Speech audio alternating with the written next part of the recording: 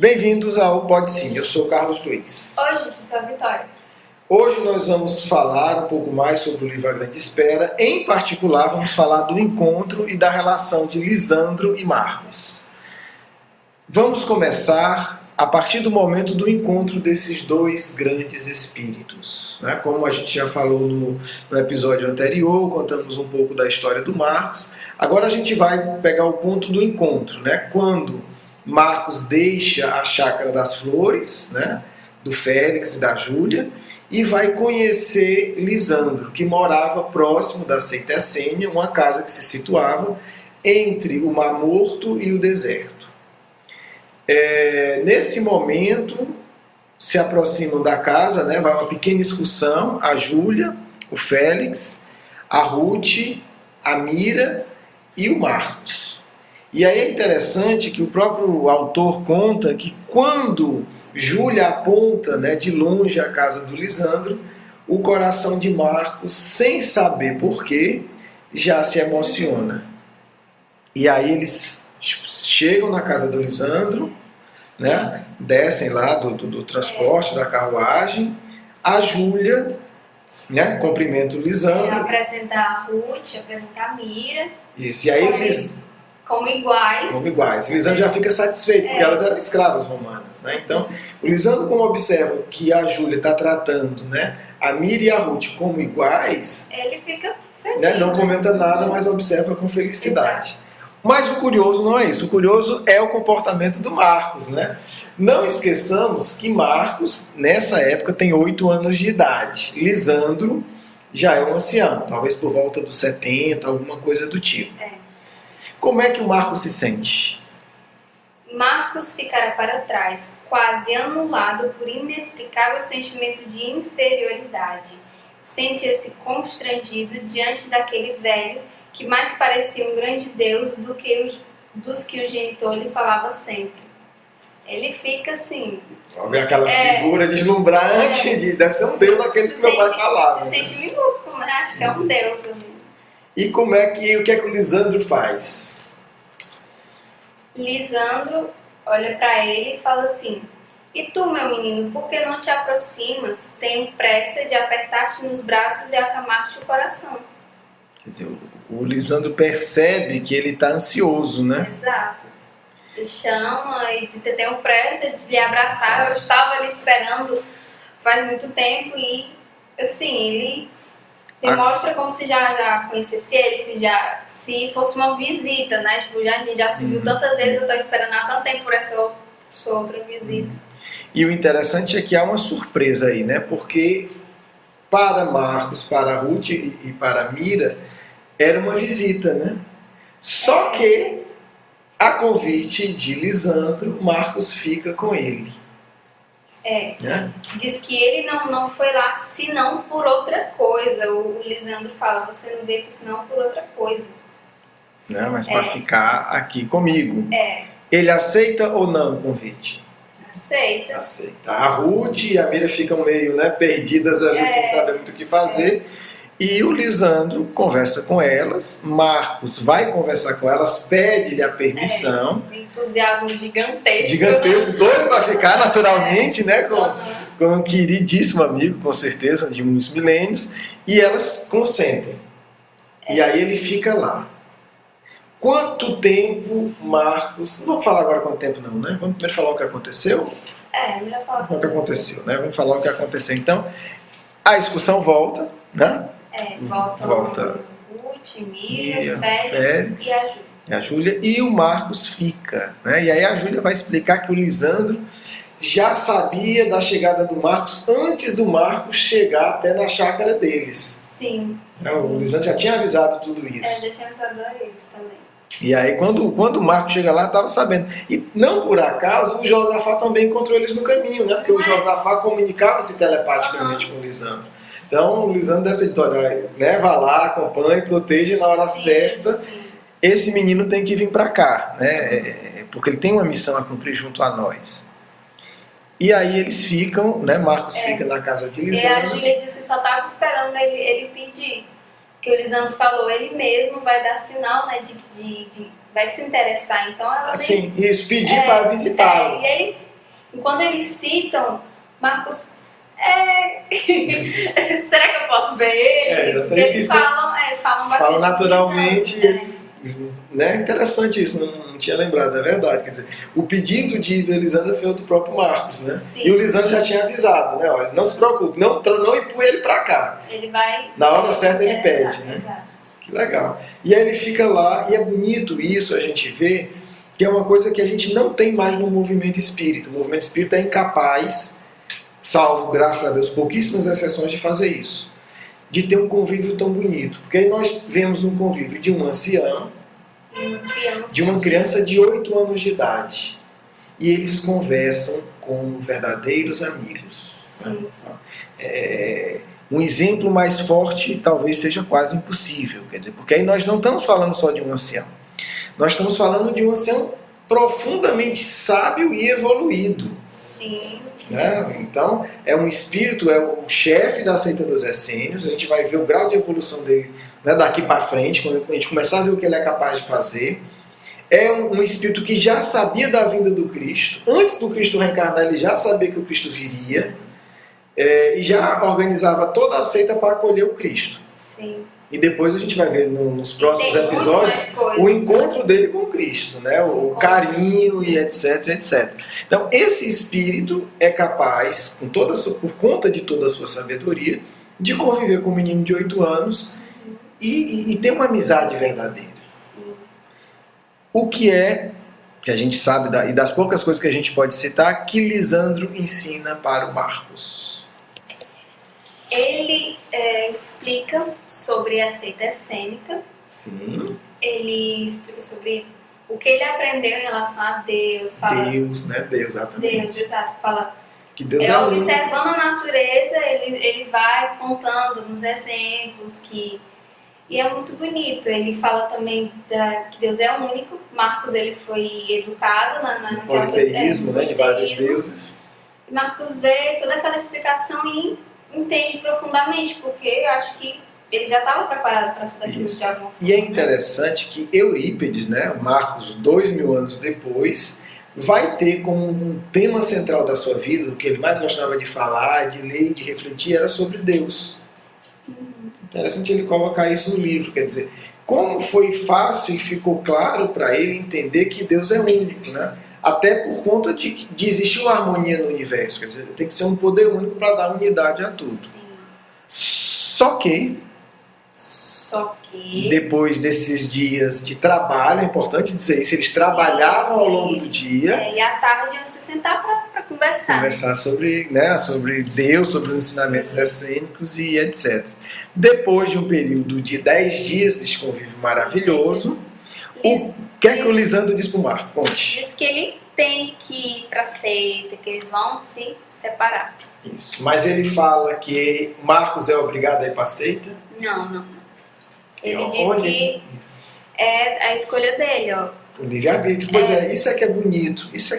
Quer dizer, a gente já vê um espírito evoluído por isso. Quer dizer, ele já entende, antes do Cristo ensinar, ele já tinha entendido que o livre-arbítrio é algo sagrado. Quer dizer, ele não impõe. Ele diz assim, ele convence. Sobre o livre-arbítrio, né? Ele fala, daí tem um ponto que ele diz assim: o livre-arbítrio é sagrada faculdade doada à criatura por divina concessão. Ou seja, ele não estava obrigando Marcos, mas Marcos ficou triste. Aqui tem sintoma, mas isso pensando Marcos, mas sabia que o amigo não aconselhava uma coisa injusta. Tudo o que falava era certo, terrivelmente exato e necessário. Ele não contestou, né? Sabia que tudo que ele tinha toda essa confiança, 10 dias de convivência. Agora, olha que interessante. Isso ele estava pensando, né? Exato. E o que é que o Lisandro responde aos pensamentos dele? Porque o Lisandro argumenta, ele pensa isso. E aí, o que é que o Lisandro diz para ele? Os teus dias, meu filho, serão sempre luminosos, mesmo quando tiveres de provar o cálice do sacrifício supremo. Aquele que espera o divino enviado nos trabalhos sublimes da própria santificação jamais terá tristezas duradouras. Estas serão passageiras como os ventos frios e esporádicos que descem do norte e são envolvidas pelas brisas mornas do sul. E aí o Marcos, né, de 8 anos de idade, se espanta. Como é que ele pode responder o meu pensamento? Aí ele pensa isso... Não, ele fala. Aí ele pergunta fala assim, mesmo. né? Como podeis sondar meus pensamentos mais escondidos, mestre? Outra coisa, ele já chama de mestre. Exato. Tem hora que fala amado mestre, assim, já trata. E Eurípides continua tem uma noção de hierarquia, de respeito, né? Diz, olha, esse aqui eu tenho que... É mestre. É mestre. E aí o que é que o mestre responde? Lisandro responde para assim: o Marcos. Teu coração é um livro aberto para o meu. Nele leio como se tivesse diante dos olhos a página querida de um livro precioso. Porque nos entendemos e nossas almas se entrelaçam em raízes muito antigas, que vitalizam a grande árvore do amor dentro do solo dos séculos. Pronto. Séculos com 3 pontinhos depois, né? Com 3 pontinhos ainda aqui, então na edição. Ele dá uma noção, ele faz Marcos ter curiosidade, porque ele fala assim, se entrelaçam dentro dos séculos em raízes. Como assim? Tipo, eu tenho 8 anos, né? Eu acho que não é tudo não isso. É tantos séculos. Não é tanto tempo assim, né? Não é possível. Ele instiga essa curiosidade em Marcos. Lisandro, você quer começar pelo fim, meu filho? Vá pro bom lado, escolha que você vai entender. Por isso você tem que... Ele instiga isso para que Marcos tenha, de alguma forma, vontade, né? De entender. E é interessante que na viagem, aí Marcos aceita. Marcos aceita. Né? Lisandro se emociona, né? Faz uma prece em silêncio, porque para ele também aquela separação era um testemunho. Né? Quer dizer, idoso, estava também possivelmente se sentindo solitário, uma vida de muita abnegação. Encontrou um amigo de muito tempo, muitos séculos, tem essa consciência, mas sabe que o melhor para o amigo é também. Exato.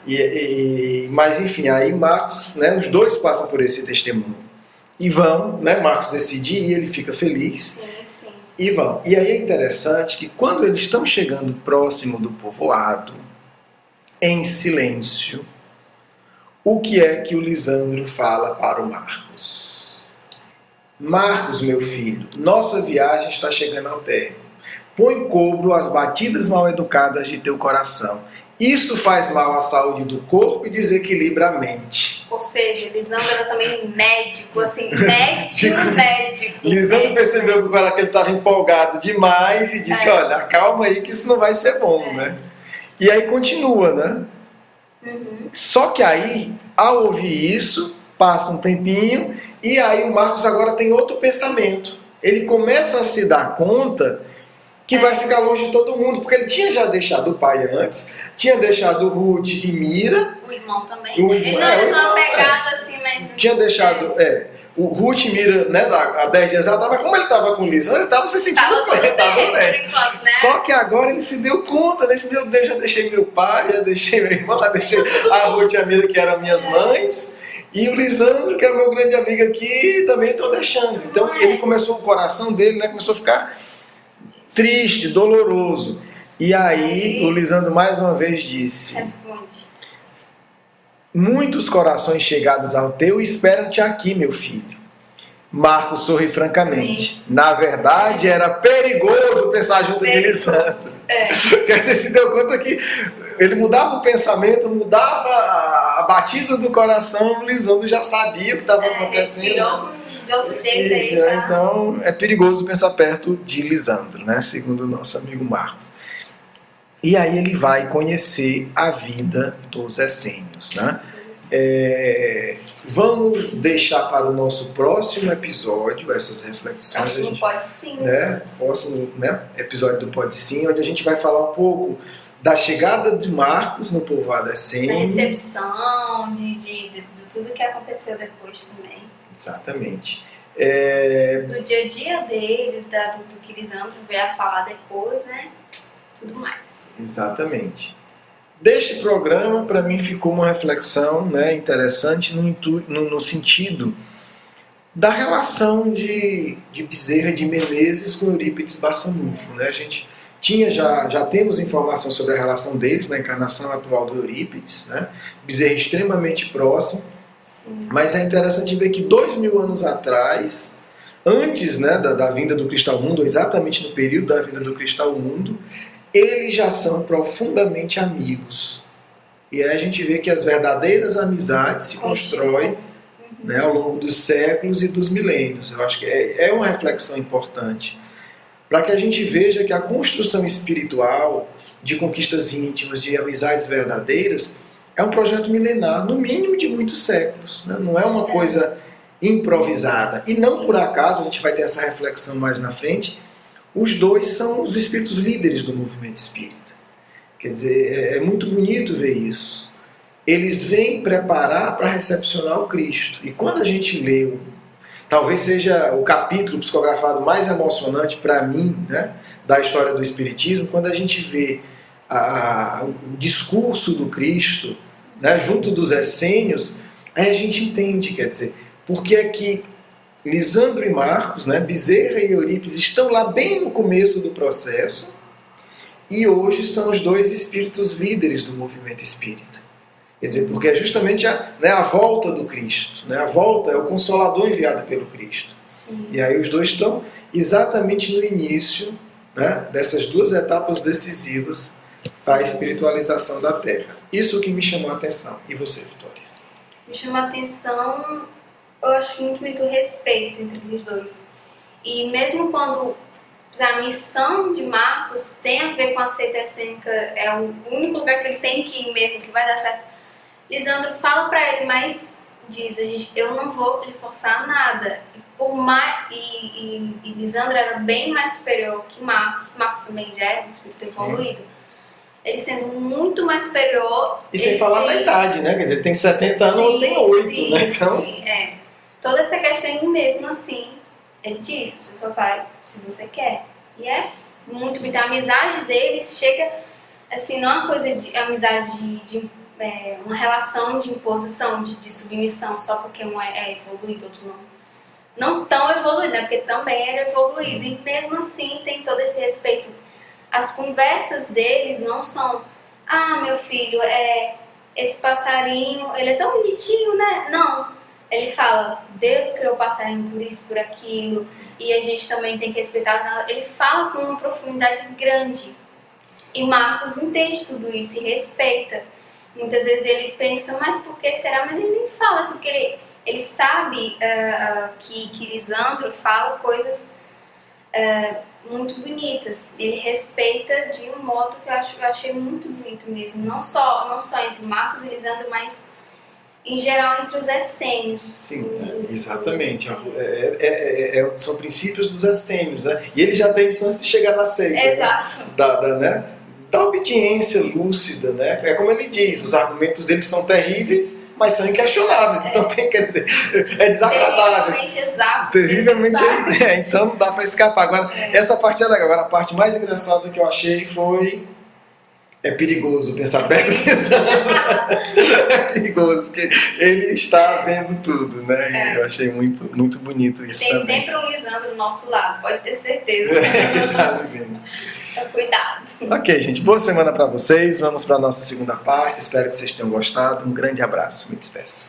Beijo, gente. Fica com Deus. Uma ótima semana para vocês também. Até o próximo Pode Ser. Agora a gente vai ler o Evangelho. Capítulo 8. Os que têm puro coração. Escândalo. Se a vossa mão é motivo de escândalo, cortai-a.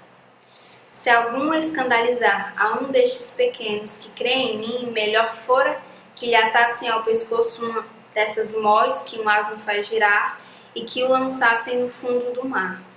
Ai do mundo por causa dos escândalos, pois é necessário que venham escândalos, mas ai do homem por quem o escândalo vem. Tende muito cuidado em não desprezar um destes pequenos. Declaro-vos que seus anjos no céu veem incessantemente a face de meu Pai que está nos céus, porquanto o Filho do Homem veio salvar o que estava perdido. Se vossa mão ou vosso pé vos é objeto de escândalo, cortai-os e lançai-os longe de vós.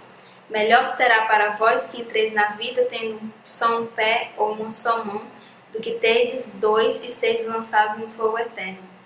Se o vosso olho vos é objeto de escândalo, arrancai-o e lançai-o longe de vós, Melhor para vós será que entreis na vida tendo um só olho, do que terdes dois e seres precipitados no fogo do inferno.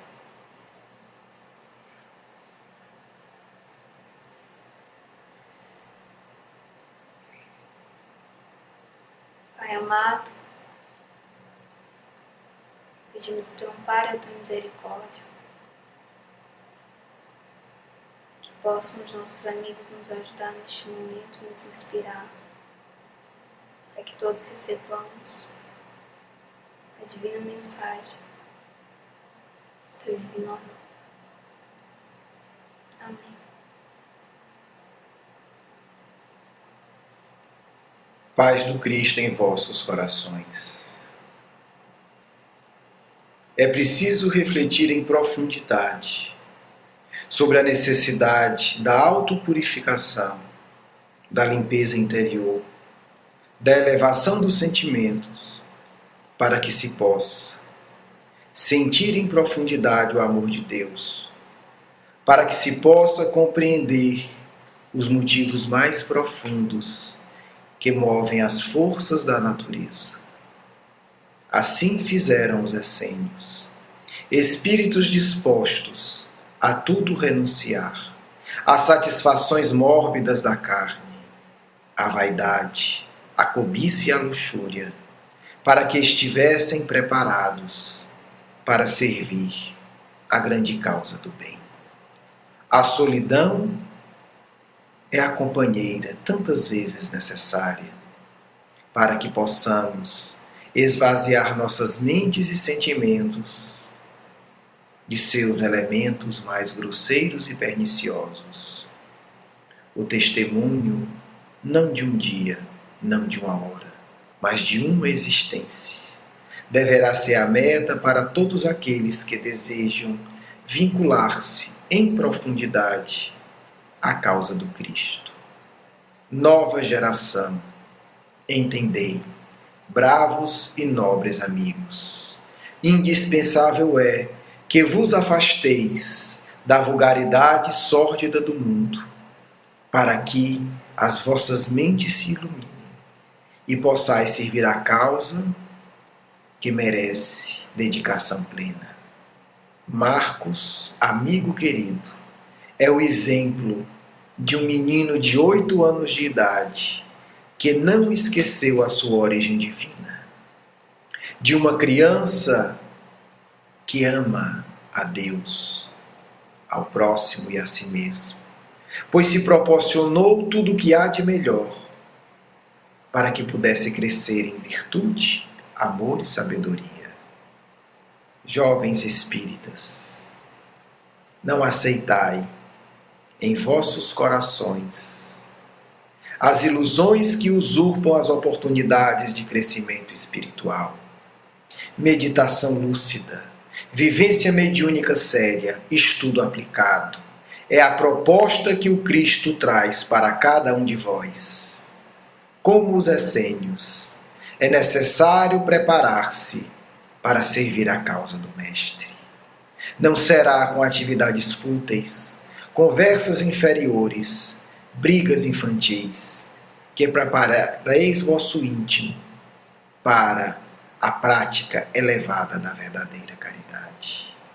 São os essênios hoje que se mobilizam no plano físico e espiritual para o ressurgimento da mensagem pura e límpida de Jesus nos corações. Allan Kardec nos trouxe a mensagem escrita e vivida por ele. Cabe a vós, jovens e adolescentes, estender as mãos, vinculando-se à esfera superior da vida, agir num mundo tão difícil, dando exemplo de que existe algo mais elevado, de que existe algo mais profundo, de que existe algo muito mais belo do que as torpes conquistas do mundo, do que a exibição da vaidade, do que a tola cobiça. Amados, adolescentes e jovens espíritas, começai o vosso trabalho. A tarefa vos chama, começai. Começai os vossos estudos, os vossos escritos, as vossas reflexões. É o mesmo Lisandro e o mesmo Marcos que dirigem o pensamento do jovem espírita que deseja amar e servir. São esses espíritos capazes de trabalhar por milênios, de forma infatigável, inspirados pelo Cristo, que estão ao vosso lado. Estudai, amai e servi, e afastai-vos de todos aqueles que buscam vos iludir, apontando a idade como fator que impossibilita a ação. São amigos que difundem ideias enganosas e mentirosas. Não as aceitei. Orai ao Mestre, sabendo que Marcos veio ao mundo dar o exemplo. Eurípides volta ao mundo, o mesmo Marcos, para viver mais uma vez a mediunidade e a abnegação santificada pelo Cristo. Preparai-vos, amigos. Durante todos esses episódios estaremos convosco e vos pedimos, não temai servir a Jesus. Não temai entrar em contato conosco. Mandai vossas questões, vossas dúvidas e vossas perguntas, e nós, os vossos amigos essênios da espiritualidade, vos responderemos com carinho, porque sabemos que vossos corações anseiam, como o de Marcos, servir ao Mestre de Nazaré. Paz, um amigo essênio.